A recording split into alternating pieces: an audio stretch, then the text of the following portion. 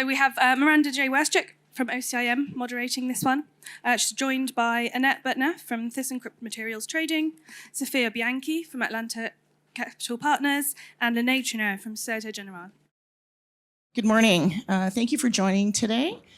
It's my pleasure and privilege to be moderating this panel of exceptional women in the industry through financing, trading, global experience in the metals and mining space. My name is Miranda Werstiuk. I am Corporate Development Director for OCIM Metals and Mining, a metals trading entity out of Europe. And we're going to talk today about critical mineral supply. Can Africa fill the gap? How do we identify these deposits? How do we finance them? and what does the supply chain look like? Really, we're looking at sustainable and ethical development of projects with the right capital at the right time. I am going to let the panelists introduce themselves because reading bios doesn't really do them any justice. So on my immediate left is Lenaig Trenaux from Société Générale. So I'll let you start, Lenaig. Thank you, Miranda, and good morning, everyone. I'm very pleased to be sharing the panel with my co-panelists this morning. So I'm Lenaig Trenaux. I'm heading the metals, mining and industry team of Société Générale. We're a global team of about 45 people located in across the world, in the Americas, in Europe, and in Asia Pacific as well. So we cover the world. We have a good appetite for African projects, and we have a good track record of financing mining projects in Africa. We have, over the past few years, expanded our remit and broadened our scope a little bit to look at value chain, because we obviously have identified early on that metals have a critical role to play in all the energy transition topic that have become super centered to the bank's strategy in general. So it was very important for us to get position on the whole value chain. So today, in addition to financing mining project, we also finance a gigafactory. And I think that's very valuable as well to continue to push the development of financing mining projects in Africa in particular. Thank you, Lenaig. Dr. Annette Büttner. Okay. So my name is Annette Büttner. I'm working for thyssenkrupp Materials Trading in Germany. We are part of the thyssenkrupp Group. I'm in mining investment projects and junior mining projects since almost 20 years now. And we've developed a pretty successful rare earth trade already from Africa mainly, also from other countries. And what we do is we support miners from the beginning, the juniors. We support them technically, not so much financially. We are not really equity investors. That's what we hope for. Other people are doing, strategic investors. It's just not the company strategy, but of course we are looking a lot at debt financing and also some prepayments. So yeah, I mean, the problematic over the last years for me is that not enough projects are coming online. So we hope for more juniors really to come up apart from gold and all the other projects. And yeah, for my background, I studied political science and thought it always very helpful when dealing in difficult countries and also in company politics. So yeah, quite happy to be here and to be on the panel. Thank you. Thank you. Sofia? So my name is Sofia Bianchi. I'm a partner at Atlante Capital Partners.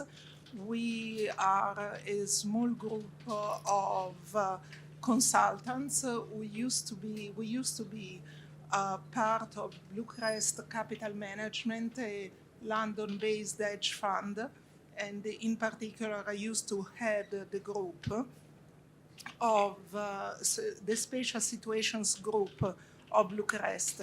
What we do, we work on turnarounds, both financial turnarounds and operational turnarounds of small, medium-sized corporates, including mining company. As far as I'm concerned, I stumbled upon mining a few decades ago while working in emerging markets, both on the private equity and the project finance side. Thank you. I'm just going to set the stage here. I think we all know that we are going into this phase of energy transition at carbon zero, and we need metals and minerals in order to be able to support the growth and development of that transition.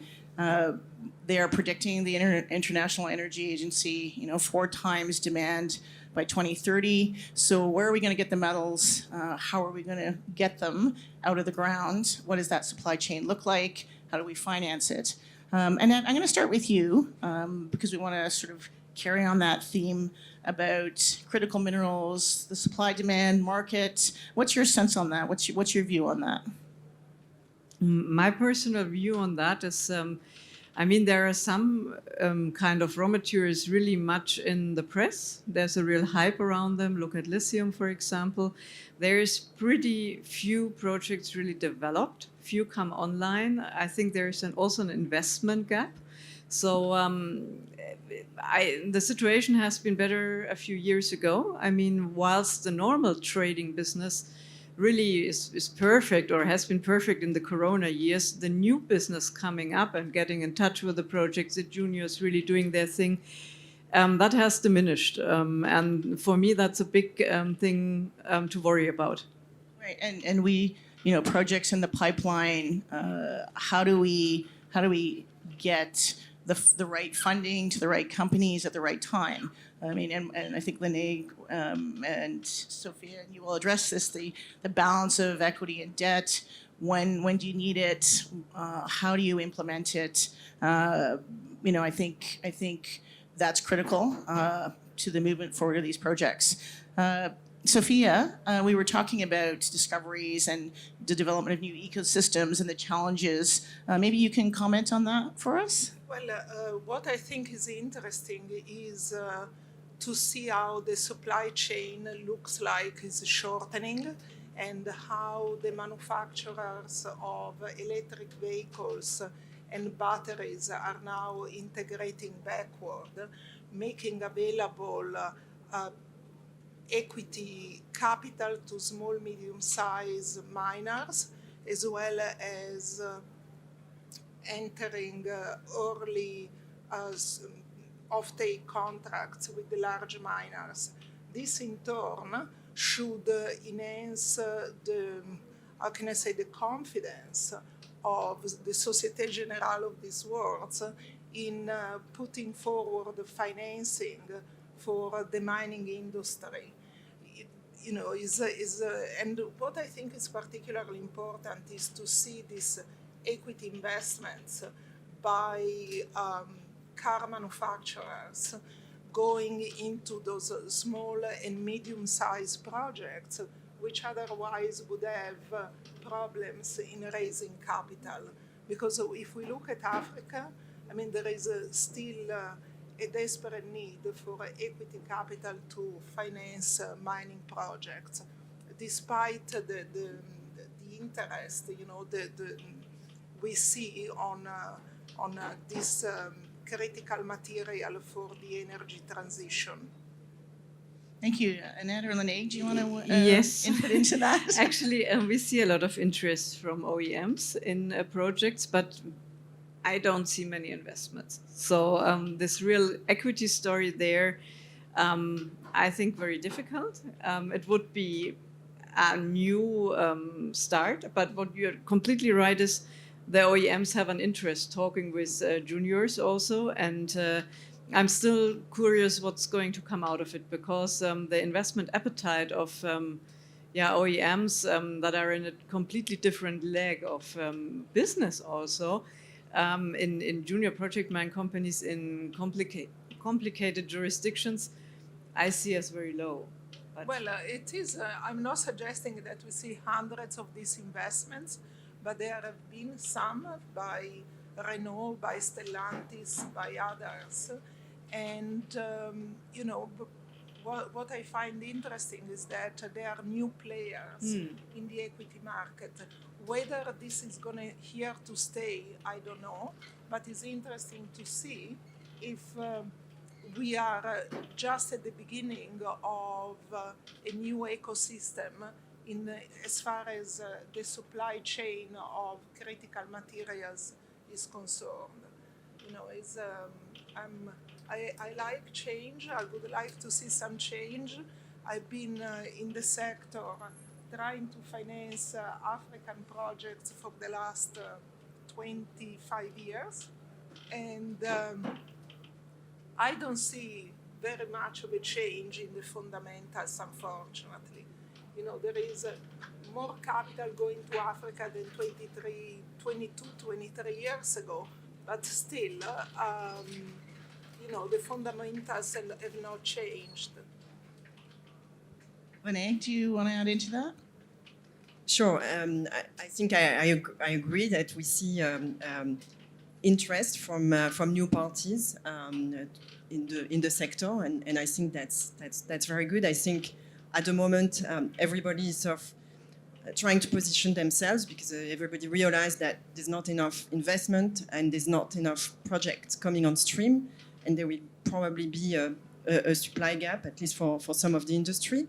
So I think everybody's trying to make sure they get positioned because I think the realization of the lack of investment and also the time it takes actually to take a project from discovery to production.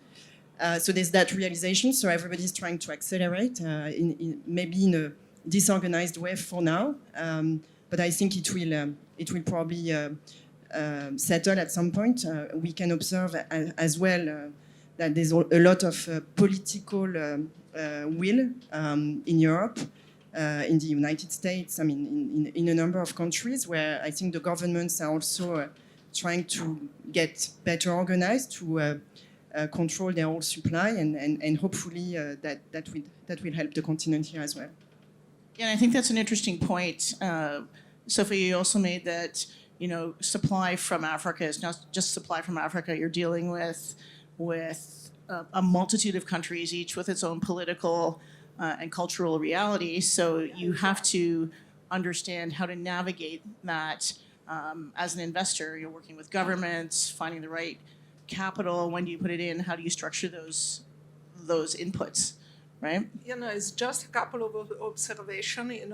People will, they look at Africa as if Africa was a homogeneous continent, whereas is a collection of over 50 countries. It would be, absurd to do the same with Europe. And talk of Europe as if it was an homogeneous political and economic entity. So why to do it with Africa?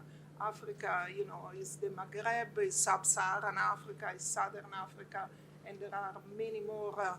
Is way more articulate as a continent than people think. And also, I wanted to make a comment about what Lenaig said about, the attention that European governments should give to Africa as far as the development of mining is concerned. I actually, something that always strikes me as a negative is that we Europeans sit just above Africa. The logistics for us to go to Africa and to ship, to invest in Africa and to ship material and, enter into supply chain arrangement should be actually much easier than for anybody else. And also, because of the historic ties with Africa, we should be way more active in developing African economies than we actually have been. And I'm not referring only to mining, but in general, I don't think Europeans are as present in Africa as they should be. We had that discussion as a Canadian. We look at TSXV, ASX listed companies who work in Africa, but there tends to be this hesitancy, or has been, for Canadian or North American investors to step into that investment pool. Whereas, and I think you mentioned it too, Lenaig and Annette, that And Sofia, Europe is on the doorstep of Africa. So, Annette, go ahead. You wanted to say? Yeah, actually, as you said, it should be easier to work with African projects and to take out some of the political risks that we all face. I mean, but that's not just in Africa. I mean, in every destination, Asia or South America, sometimes if a project or a raw material becomes interesting, a government decides to be really interested in that project as well. So these things happen, or the mining code changes, all these matters.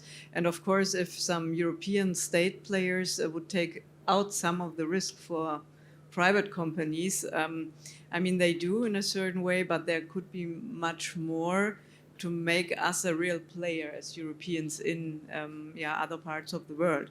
I mean, yeah, we are more careful, but we are also looking at environment. We are looking at the social community, etc. So it has advantages if European players, for example, work with projects and junior miners in destinations that otherwise are taken by much bigger and maybe more ruthless players.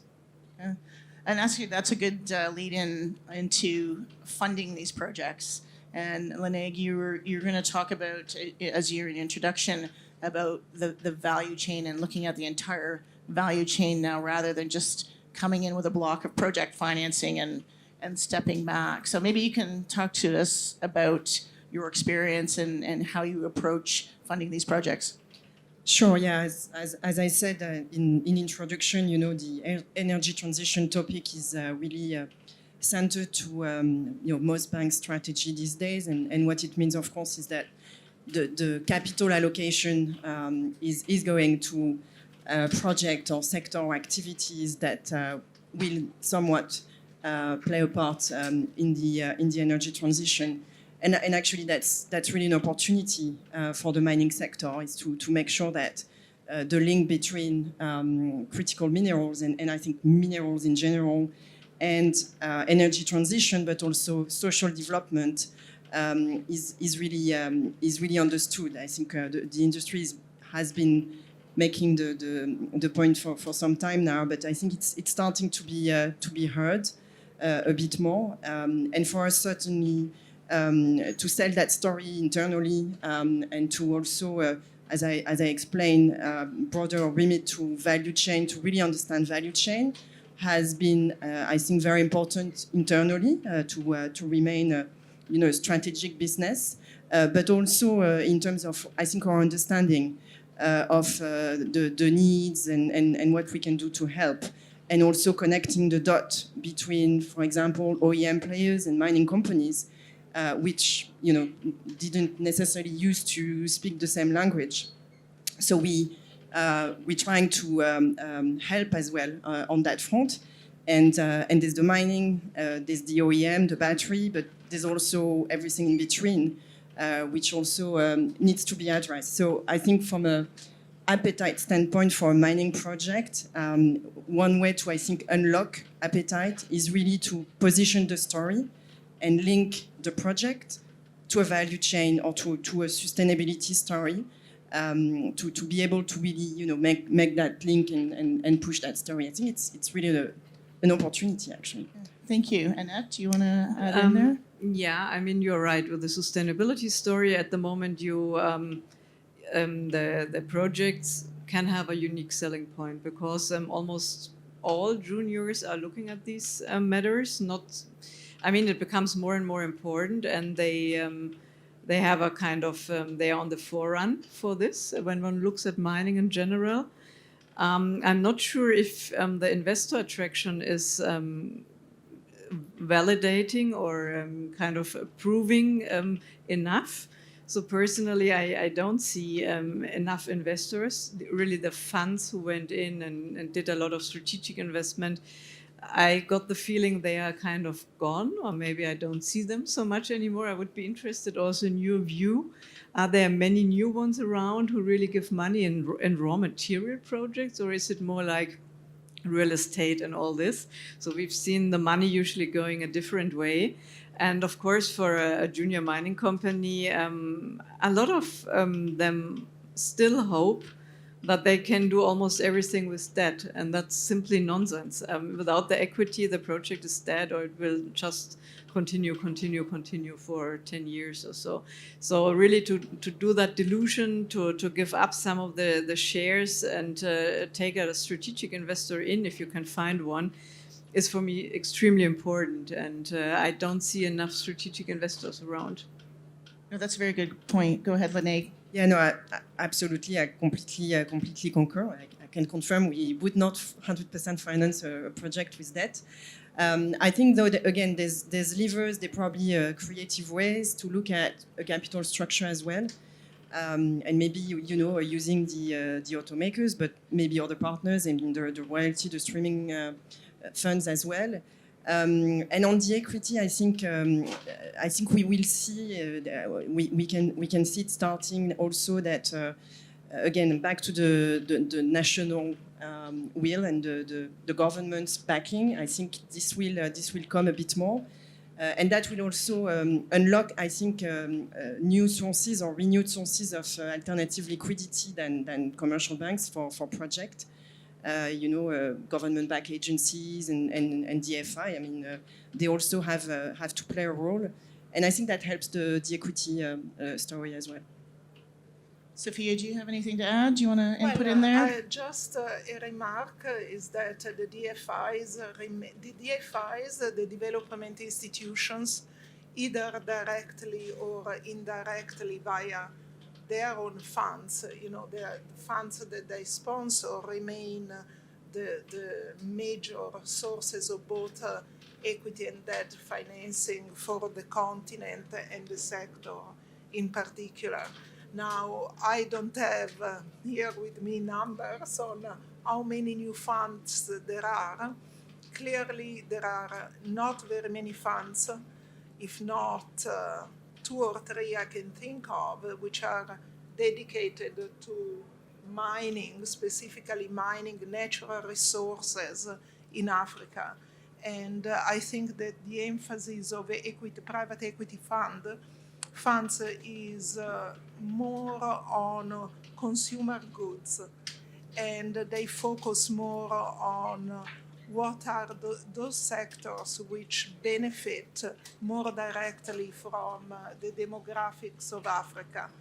So I don't see very many new equity players, and that's why at the beginning of this panel discussion, I said that personally I welcome to see this initial interest of automakers and battery makers, in providing equity capital for small and medium-sized miners to develop those projects of interest to them, because at least we see new players coming onto the market.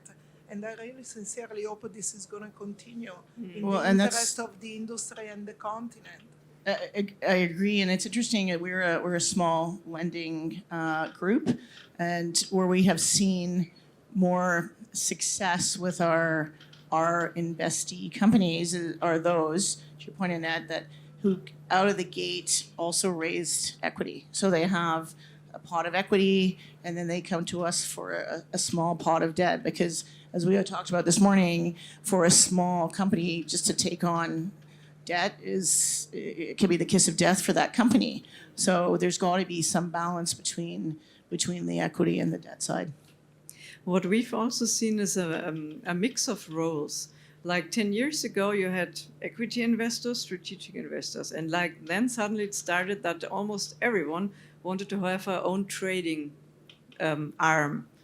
And I think since then matters changed somehow, because it's a consolidation of roles, and the specialty becomes less clear. And I had the feeling it was better when the roles were a bit diversified and there were more players working with the junior miners, because you also had a similar view on how a mine should be developed. So there were 2, and then of course the people from the junior mining companies, whilst now they are really concentrating on the one guy who gives the money and then of course takes the material, and often they are out. So for me, that is just something I noted over the last years, and that mixture of roles, maybe one day it reverses. Usually things go in this direction and then they go back. But it has not been to the good of the quantity of projects really coming a step further, from my point of view. Yeah, that's a very good point. And you know, Lenaig, when you're looking, and I'll ask all of you this, is what drives you to take on a project? Like, what do you look for? You know, obviously, Annette, you look perhaps a little earlier, but Lenaig, you're further down the evolution curve. Sofia, you've got a different approach as well. But what drives your lending? Yeah, actually, we tend to engage quite early with project companies at an early stage. So we sort of follow their development. Obviously, we're ready to lend when a project is at a bankability phase stage. But so I think our first driver is the quality of the asset. I mean, it sounds obvious, but we look at, does it make sense economically? Obviously, where is it located? What are the ESG elements as well of the project and potentially the challenges, and how are these addressed? And then increasingly, as I said earlier, is how does that project fit within its ecosystem, but also the broader value chain development, and that becomes super important. I mean, it's a way to also address potentially the market risk, but it's also a way to demonstrate why a project is strategic.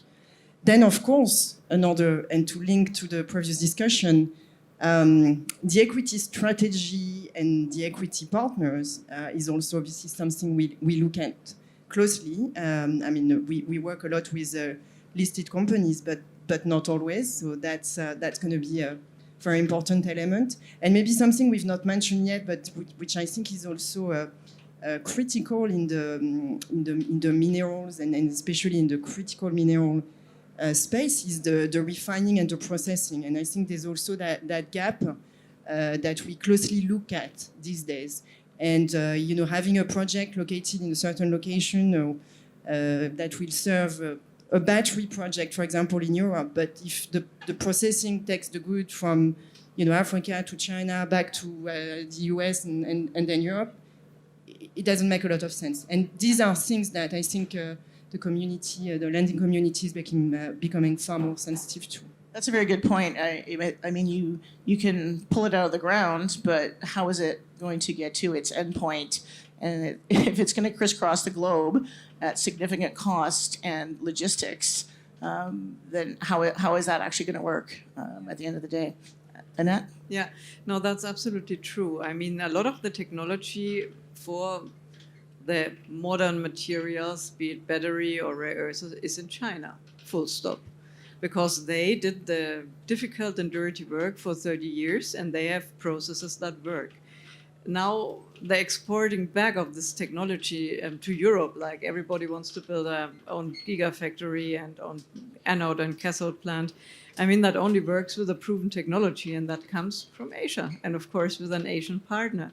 So, I mean, you can try your own, but it takes time, and it is, you try and you fail, and you do that various times, and then maybe you come to a good solution. But do European players have that time? And do they have the shareholders who give them the time? So I think it's indeed not too easy to have a supply chain in a material that needs more than 2 steps to be refined. That's a very good point. Very good point.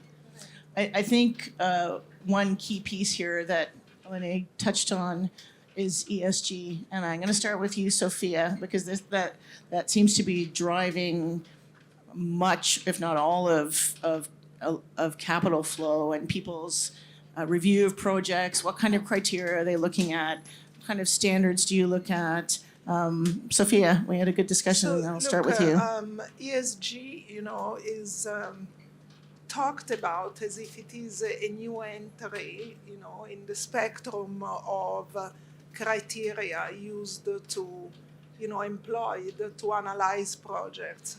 Actually, this is not true. ESG has been around forever.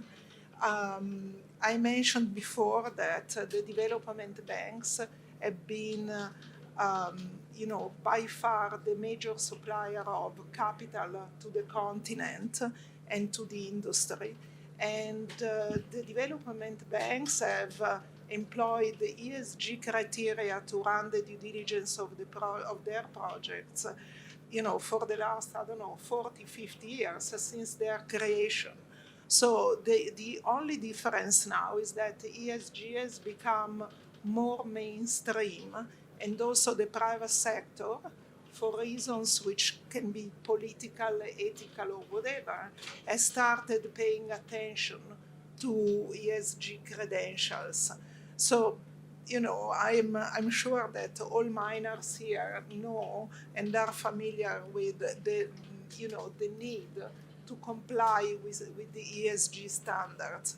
Now, a couple of more comments. ESG is not only a burden for mining companies or a potential burden, is also a very effective way of managing and mitigating risk. Because by having an active ESG policy, that gives a tool to align stakeholders' interest in the long run, and by doing so, mitigating certain risks which could come from government actions or local communities. So personally, I look at it as a very major, very interesting risk mitigating tool. And one last comment is that and then one can say, well, of course, ESG is needed to attract capital and also to attract young talent, because as we can see, younger generations are way more value conscious than older generations, and they actually are not interested in the mining industry, and the numbers coming out of universities show that, because they consider the mining industry an inherently dirty and socially reprobable sector. So the fact that the mining industry is on its way or is forced to clean up its acts from an ESG point of view also helps the industry itself to attract more human capital. One last comment as far as ESG is concerned is that it would be advisable, I hope, that we will see in the years to come, to see ESG rating agencies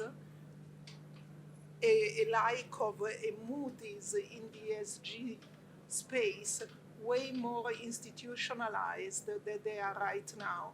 Right now there is a lot of confusion about ESG rating, and companies, pick and choose what is most suited to them. As I said, it would be in the interest of every type of player in the industry to have a more transparent, more clear ESG rating process. So these are my thoughts. Thank you. Annette, do you want to add into that? Actually, I can agree on that point with the human capital. It's quite surprising how many people who send applications also to us, and we are a steel and raw materials company, say, well, I like your sustainability work. Where in the beginning we thought, okay, we didn't know that we are so different. Yeah. I mean, of course, we do a lot, and the company is promoting a lot, and it really changed over the last years. I mean, before it was always sustainably done, the business, but it was not promoted. It was not really given so much space, and we see that younger people honor that. Yeah, absolutely. For me, honestly, I was also a bit surprised when I noted, but it's absolutely true. Yeah. And it's good. Lenaig, do you want to just add in there?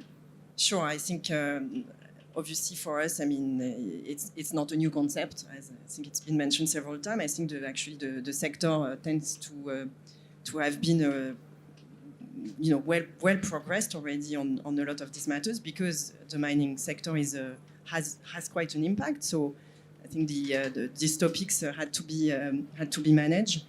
I think there's probably a need, I agree also for an alignment of standards. I mean, as a bank, we follow Equator Principle, and that's the main driver in terms of our due diligence. But there's today, especially with all this critical mineral and the need to follow your supply chain as well. There's a lot of new standards showing up, and I think it's important that we keep things relatively simple so that people can understand them, can follow them as well. So yeah, from a bank, it's an absolute must. I mean, that's one of the first things we look at is the ESG performance of the project, of a management team. And I agree, back to your point, I think today there's also an expectation of the society that what comes in the end product has been mined, processed in a sustainable way, and there's going to be increasing scrutiny as well on the whole chain. So we're back to that value chain again, and the need to really make sure we understand at each step of the chain that the sustainability has been taken into consideration. You can't look at all the pieces in isolation. They have to be parts of a whole, and is what you're looking at funding that whole value chain, and the whole idea of provenance. And we're a trader, and so we need to understand from our perspective, where does the material come from? Who is extracting it? How does it get from site to refinery and then to us? So all these new technologies, the space it can get a bit noisy from that perspective. So to keep it simple and just understand the flow and the supply chain, that's what we need to do. But it's interesting too about the younger generation. I have two daughters who daily hold me accountable. When I first started in this industry, about what are you doing? This industry you've got such a bad reputation. You dig holes in the earth, and it's been interesting, the evolution of their understanding of what exactly the industry does, its capacity, the power it has, the ability to do good from the industry, and that we'd be sitting on the floor here. I mean, everything is either mined or we have to grow it, right? So we have to figure out how to fund these projects sustainably and ethically, do right by the planet, and so we can manage this energy transition. We can manage the supply of critical minerals to the next step. Do you have any? I think that kind of wraps up our formal topics to cover. But is there any? Are there any other comments here, or are there any questions? We've got an outstanding panel here with expertise and knowledge. So, if anybody has any questions, I encourage you to ask them. What do you do about China, given everything you've said, the whole ESG agenda? And I guess the elephant in the room is there's lots of people here. There's not many from that country here at this entire conference or in the city at the moment. They have tapped up the resources. They've tapped up the processing. However toxically they may be doing that processing, they are the best at it. They're the cheapest at it. And they're now, indebting entire countries to a point where they've kind of got a pretty big stranglehold. Well, if I can take part of it, that's why I was so positive at the beginning of the panel when I mentioned that we are seeing the beginning and hopefully of the integration backward of the manufacturers. Because this is, Western manufacturers, and I hope that this will continue, because the Chinese have been doing this for the last 20, 25 years, and what EV manufacturers and battery manufacturers now are trying to do is nothing else that replicate what the Chinese have been doing for decades. Now, on the plus side, I like the fact to see Western manufacturers are doing that because they would do it, I'm sure, in a more responsible way, especially when it comes to dealing with, with African communities, because none of these manufacturers would like to see their green credentials being tarnished by, poor behavior with local communities and governments. So I'm not suggesting that Westerners are morally better, not at all. I'm saying that by necessity, they will not want to how can I say, affect negatively their green image. Go ahead, Annette. I would say most of the big OEMs also have big assets in China, be them Western or American. So, and of course we work with China. So everybody does. Coming to think of assets that are taken by the Chinese, there is two of them, one who takes and the other who gives. And if governments are involved, I mean, it's difficult for a private company to moralize that. I mean, we try to do our thing decent, and that is basically all we can do, and we stick to that, and it makes life not easy. So because other people can take shortcuts, and even if they are Western companies, they have done business, also our peers sometimes, for a long time in various destinations, and they know how to feed their partners, and it mustn't have to be Chinese people. So I'm careful with that, because there's a lot on stake for a lot of people, and just being the Western guy doesn't make business behavior always better, to be honest. So. Thanks.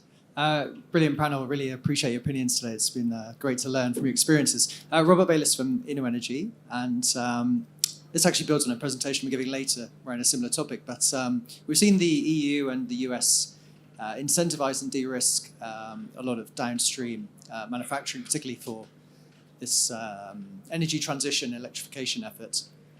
And yet the same countries want to rely on overseas sources of raw materials, including Africa. And quite recently you've seen a big push from both the EU and the US to cozy up to African nations and seek raw material supply. But what we've not yet seen is any way that those countries appear to offer to de-risk the financing of such operations.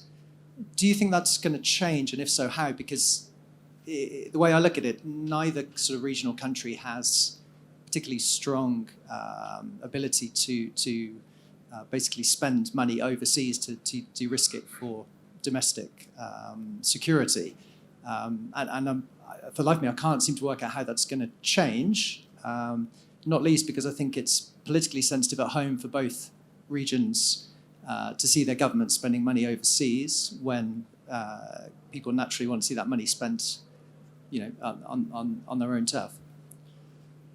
I think it has to change completely, and I think I'm hopeful it will, because I think again it's a matter of putting that message across that you actually need minerals if you want to drive an EV car.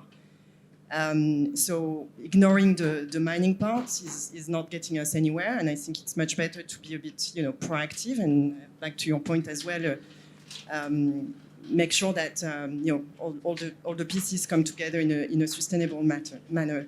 I think there's political will to make changes. Actually, there was recently a meeting organized by the European Commission with commercial banks, but also public entities and public funding entities, and I think there's definitely a willingness to associate government-backed agencies into the process, and it's important for a lot of reasons, for liquidity reasons, because today there's not that many commercial banks anymore active in emerging markets. So we need the help of the government agencies as well to fill the gap, but also to provide political cover and risk mitigation.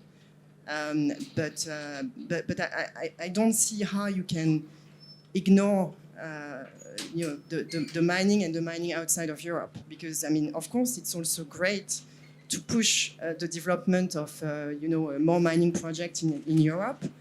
But the reality is the deposits are where they are, and we're not going to change that. And the quality of the deposits is probably what matters most as well, and it's probably also has a sustainable impact. Is which type of deposit you want to develop. So I'm really hopeful that it will change, and frankly we see signs that it's changing, both coming from Europe and coming from the US, and we've seen ECA in particular changing as well their product offering to adapt a bit better to the new trends and the development of or the reindustrialization of Europe. But again, if you start to look at EV gigafactory, pretty quickly you understand what you need. You understand the supply challenge. So if you leave it aside, I mean, where is that going to take us? Nowhere. Well, I also think that actually we do have collectively channels in place already, a structure in place to deploy these funds and these forms of political insurance. Let's not forget that we have, as I mentioned before, we have the development banks, we have the political insurance agencies. I mean, the system is there. The issue is how do you tune the system to a changed, how can I say, supply story, and it's also a matter of magnitude of funds made available. Personally, I don't think that we need to see more agencies and more bureaucracy and more institutions being deployed. I think that we can use more effectively what is already there. Each one of our countries has, bilateral development institutions. We have the European Bank for Reconstruction and Development, the IFC, the Asian Development Bank.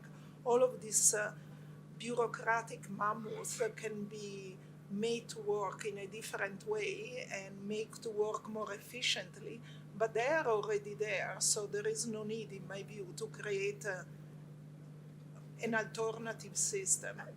I was really talking about the existing agencies and make sure that they actually get a bit more involved on the mining side. I just wanted to thank Sofia, Annette, and Lenaig for your contributions, your input, your thoughts, your comments, sharing your expertise and knowledge of the industry today for us. So thank you very much. Thank you.